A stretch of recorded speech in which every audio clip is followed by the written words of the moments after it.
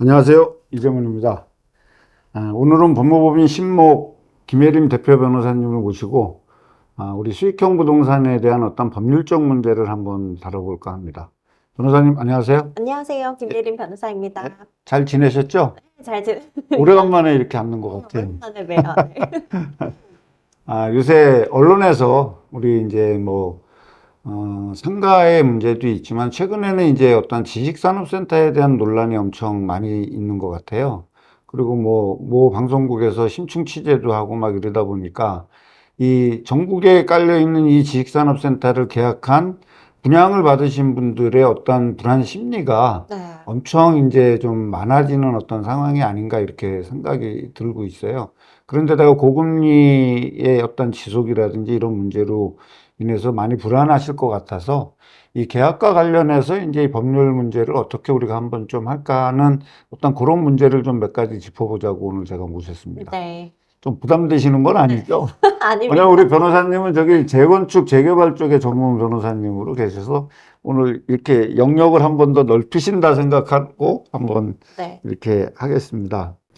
많은 분들이 이제 얘기를 해서, 보통 이제 지식산업센터라든지 상가를 할 때는 계약금을 내고, 그 다음에 이제 중도금을 시행사가 부담을 하고, 네. 그 다음에 이제 잔금을 이제 계약자가 이렇게 하는 구조로 돼 네. 있잖아요. 네. 그렇다 보니까는 이제 계약자는 뭐를 인식하지 못하냐면 계약이 완성됐다라는 어떤 거를 인식하지 못하고 그냥 시행사의 어떤 하자라든지 이런 거를 잡아서 계약을 해지할 수 있어 네. 라고 이렇게 얘기하시는 분들이 많은데 네.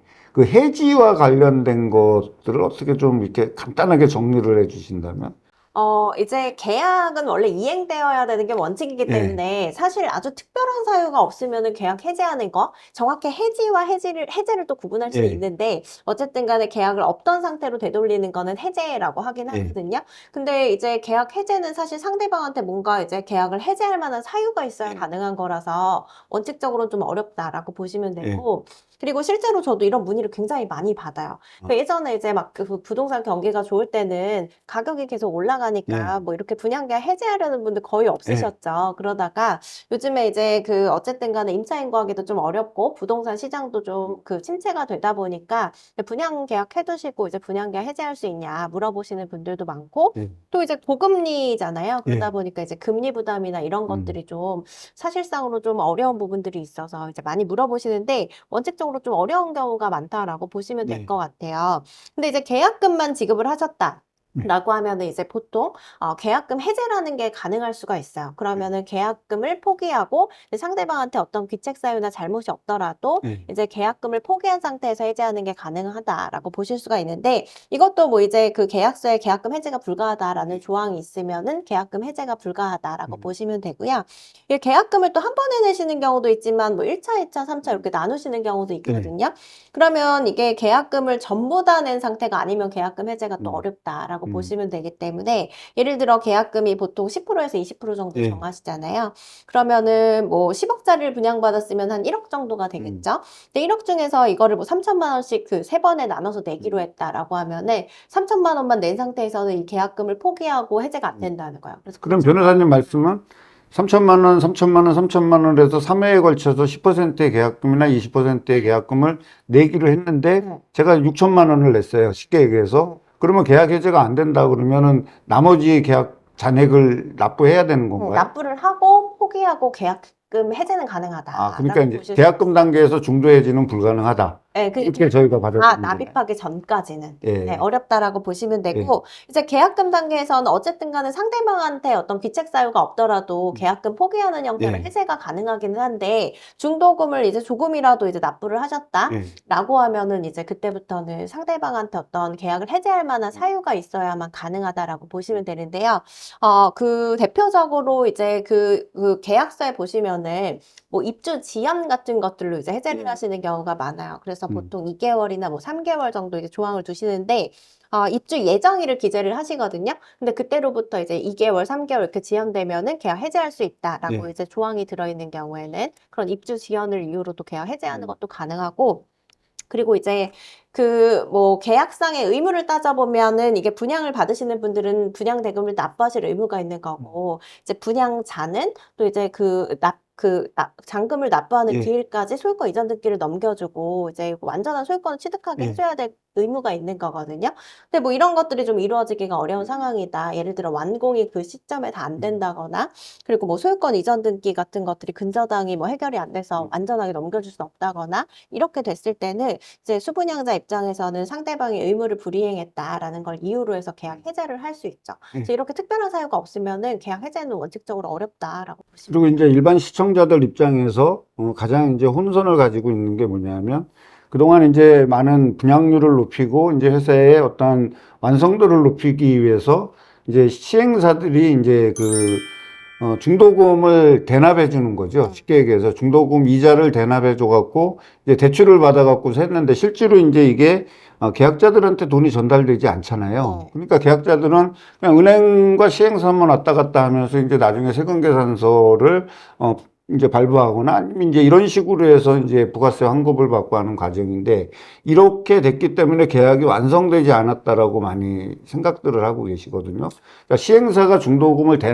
이자를 대납했을 때 계약의 완성 시기는 언제인지요? 네, 이게 사실 저도 많이 물어보시더라고요. 네. 근데 이제 그래서 제가 어디까지 그냥 분양계 해제를 좀 물어보시면은 네. 그 분양대금을 어디까지 납부하셨냐라고 물어보면은 계약금까지밖에 납부를 안 하셨다는 거예요. 네. 근데 지금 거의 잔금 시기가 다 됐거든요. 네. 그래서 계약서상으로는 그럴 리가 없다. 중도금을 분명히 납부를 하셨을 거다라고 네. 말씀을 드리는데, 그 나중에 하시는 말씀은 이제 시행사에서 대출받아서 낸 거지 내가 낸 게 아니다라고 예. 말씀하시거든요. 예.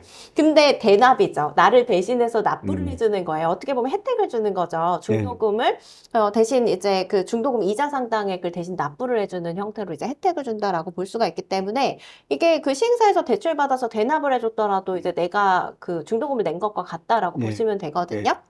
그래서 이제 아까 말씀드린 것처럼 중도금을 일부라도 납부를 하게 되면 그때부터는 계약금을 포기하고 해제하는 게 불가능해지거든요. 예. 그래서 이렇게 시행사가 뭐 중도금 대출을 해서 요거를 이제 납부를 했다라고 하더라도 이거는 이제 내가 낸 중도금으로 볼 수 있다라고 볼 수가 있기 때문에, 이때부터는 이제 계약 해제가 좀 어려워진다라고 보실 수가 있을 것 같아요. 그러니까 이제 만약에 중도금이 이래라도 이제 시행사가 대납을 했다라고 얘기하면 일단 계약은 완성됐기 때문에 일반적으로 우리가 알고 있는 법률 상식으로 계약은 해지할 수 없다. 네, 계약금을 포기하고 해제가 안 되는 거죠. 예, 그러면 이제 아까 이제 말씀하신 대로 준공이 지연돼 가지고 네. 이제 하거나 이제 이런 해제 사유가 발생되지 않는 이상은 스스로 계약은 포기할 수 없다라고 우리가 이해하면 네, 그렇게 되겠네요. 보시면 될 것 같아요. 다만 이제 당사자가 합의해서 해제하는 거는 가능한데, 예. 그게 아니라고 한다면 지금 뭐 계약상에 어떤 위반 사항이 있어야만 해제가 가능한 거라서, 이제 중도금을 뭐 대납을 했든 내가 직접 냈든 이제 1회라도 납부를 했다라고 하면은 계약금 포기하고 해제가 불가능하다라고 보시면 될 것 같아요. 근데 이제 일반적으로 또 이제 우리 소비자들이 이제 아는 거는 과잉 광고. 네. 그다음에 이제 우리가 분양 네. 분양받는 그 시점에 이제 분양 상담사들이 네. 뭐 과도하게 뭐 시설이 들어온다, 뭐가 들어온다라고 이제 이렇게 얘기했음에도 이제 그게 안 됐을 때 이제 우리가 일반적으로 과대 광고라고 보잖아요. 네. 그럼 그 과대 광고를 했을 때 어떤 법률적 판단은 어디까지를 과대 광고로 우리가 흔히 보나요? 사실 애매하죠. 그래서 그죠? 이제 분양 계약서상에 명시가 안 돼 있으면 이게 네. 분양 계약의 내용에 포함이 안 됐다라고 보는 게 그 대부분의 판결이라고 네. 보시면 돼요. 그리고 이제 그 광고를 하실 때도 보면은 다 자세히 보시면 작은 글씨로 예정이라고 되어 있거나 상품 네. 이미지와 달라질 수 있다거나, 네, 그렇게 그 조그마한 글씨로 써 있어요. 그러면 그거는 효력이 있나요? 책임을 내가 못 읽었다면. 그렇죠. 네, 그래서 법원에서 판단할 때는 그 광고의 내용대로 이 사람이 이제 그 분양계약 내용으로 삼을 만큼 이제 믿었느냐를 보거든요. 예. 그런 내용들이 있다라고 하면은 사실 이제 달라질 수 있음을 좀 고지를 했다라고 봐서, 사실 그 분양 광고 내용대로 이행이 되지 않다고 하더라도 이거를 뭐 계약 불이행이라던가 뭐 계약을 해지할 수 있는 사유라던가 이렇게 안 보는 경우가 많기 때문에 사실 분양 광고를 좀 잘 보셔야 될 것 같아요. 그리고 실제로 분양 광고가 있다고 하더라도 뭐 이 부분이 실제 그 현실에서 실현이 될 수 있느냐 뭐 이런 부분들은 사실 지자체에 좀 문의를 해보신다거나 좀 꼼꼼하게 따져보실 필요가 있는 거죠. 그러면 이제 또 한 가지는 뭐냐면 이제 그 분양 계약을 체결할 당시에 보면 사인을 많이 하잖아요. 여기에도 사인을 하라고 그러고 저기에도 사인을 하라고 그러는데 이제 그런 애매한 조항이나 이제 이런 것들을 확인하는 그런 과정인데 네. 이제 나중에 이제 이게 너무 이제 상황이 안 좋아서 계약이 후회스럽고 일반적으로 그렇게 얘기하더라고요. 계약서 쓴 날부터 후회한다고. 네. 근데 그렇게 해서 이제 계약 해지 사유를 막 이제 찾고 싶은 거죠. 이제 네. 이 분양을 받은 사람 입장에서는. 근데 이제 나는 이거를 제대로 읽어보진 못했고, 그냥 분양 상담사가 이거 사인하라 그래서 나는 다 사인을 했을 뿐이니까 나는 고지되지 않았다. 네. 라고 이제 이렇게 주장한 사례들도 제법 있거든요. 네. 그런 경우에는 어떨까요? 이게 사실 깨알같이 써있기 때문에 다 읽기는 굉장히 어려우실 수가 저부터도 있어요. 사실 네. 잘 안 읽어요. 그리고 이거를 뭐 계약 내용을 꼼꼼하게 따져보시는 분들은 계약을 이제 못 하시는 경우가 대부분이고, 네. 이제 계약을 마음 먹고 오시기 때문에 사실 내용을 좀 자세히 읽어보시는 경우는 별로 없다라고 볼 수 있는데, 사실 다 읽어보셔야 되는 게 맞는 거죠. 원래는 네. 그 계약에 따라서 내 권리 의무가 달라질 수가 있는 부분들이 있기 때문에, 좀 극단적으로는 이제 믿고 하시는 건데, 네. 이게 지식산업센터 계약은 아니지만 네. 이제 오피스텔 관련된 계약이었어요. 근데 특이하게 지금 이제 계약을 하면은 이후에 내가 이 권리를 다른 사람한테 양도를 하더라도 내가 연대해서 책임진다, 이런 조항이 네. 들어가 있는 사례도 있을 정도로, 그래서 반드시 이제 계약서 조항을 좀 잘 보셔야 된다라는 거를 좀 말씀을 드리고 싶고, 이게 그리고 이 계약서는 사실 이제 하나의 샘플로 여러 사람이랑 똑같은 계약을 체결하는 경우가 네. 많기 때문에, 이런 경우에는 이제 법원에서 약관으로 네. 보거든요. 그래서 이 약관은 이제 별도의 특별법이 있어요. 그래서 거기서 이제 규제가 되는 건데, 이 약관이라는 거는 어쨌든 사업자가 똑같은 이제 좀 우월적인 지위에서 이제 소비자에게 어떤 뭐 권리 침해나 이런 것들이 발생할 수 있는 부분들이 있다라고 해서 좀 엄격하게 규제를 하고 있거든요. 그래서 이 약관이라고 인정이 된다라고 하면은, 그러면은 이제 그 중요한 부분에 대해서는 명시하고, 뭐 설명하고, 뭐 고지하고, 뭐 이런 의무가 있고요. 뭐 이런 의무들을 이행을 안 했다라고 하면은 그 약관 조항이 또 무효가 될 수 있는 부분이 있거든요. 네. 근데 이제 보통은 설명을 하시는 경우들이 많다라고 볼 수가 네, 있는데. 그러니까 이제 우리가 통상적으로 계약을 할 때 설명하고 확인하고 자필 사인을 맞아요. 받잖아요. 예, 예. 근데 이제 나중에 부인하는 거죠. 네. 나는 그런 거 본 적 없고 읽어본 적 없는데 그냥 상담사가 쓰라 그래서 썼다라고 한다고 하면 그 주장은 받아들이지 않죠. 예, 그래서 이제 않을 것 같네요. 계약서에 예. 내용이 있으면 일단은 인정이 된다라고 보시면 되기 때문에 네. 좀 꼼꼼하게 보셔야 되고요. 그리고 실제로 이제 계약서 갖고 와서 보여주시면은 다 형광펜 쳐져 있고, 이제 들었음이라고 이제 고지 받았음이라는 내용들을 또 서명을 하신 경우가 예. 대부분이라고 볼 수가 있어요. 했는데 나는 기억 못 한다라고 이제 네, 얘기하는 그래서 거죠. 이제 그냥 기억을 못 하실 뿐이지 나는 음. 이제 그 설명을 들었던 사실이 있는 거기 때문에, 그래서 그런 것들을 이제 설명 들으실 때도 좀 주의 깊게 보셔야 될 필요는 있겠죠. 자, 그러면 이제 어느 정도 중도금이 이제 이어가고 이제 나중에 이제 준공이 이제 됐어요. 됐는데 이제 준공이 예를 들어서 뭐 2개월 이상 지연이 됐다든지 이렇게 했을 네. 때는 계약자는 계약 해지를 해지죠. 네. 해지는 좀 이렇게 네. 법률 전문가 입장에서 조금 헷갈린데 그냥 해지할 수 있으니까는 그 주장하게 되면 이제 받아들여지는 경우가 있는데 이제 하자가 이제 네. 문제가 있잖아요. 네. 요새처럼 뭐 아파트도 그렇고 엄청나게 철근 네. 빼먹고 막 이런 공사들이 생기는데 그걸로는 제가 이렇게 언론에서 해지가 됐다라는 얘기는 못 들어봤거든요. 네. 그 하자는 우리가 어떻게 해석을 해야 될까요? 이게 사실 건물을 지었는데 하자가 없다, 이런 경우는 없다라고 보시면 돼요. 그래서 보통은 이제 입주민들이 이 하자가 발생하면 분양자에게 하자를 고쳐달라 보수 청구를 할 수가 있거든요. 그래서 이 보수 청구를 하시다가 이제 가장 짧게 이게 하자도 아무 때나 이제 그 청구해서 보수를 받거나 뭐 거기에 따른 손해배상금을 받으실 수 있는 게 아니라 그 기간이 정해져 있어요. 청구할 수 있는 기간들이. 근데 이제 가장 경미한 하자를 기준으로 해서는 2년부터 이제 그 권리가 사라진다. 2년부터 10년 정도까지 이렇게 보시면 되는데, 그래서 이제 사용 승인일, 그러니까 입주를 하고 나서 한 2년 지나기 전까지는 이제 하자 보수를 청구하셔서 하자 보수를 받는 거죠.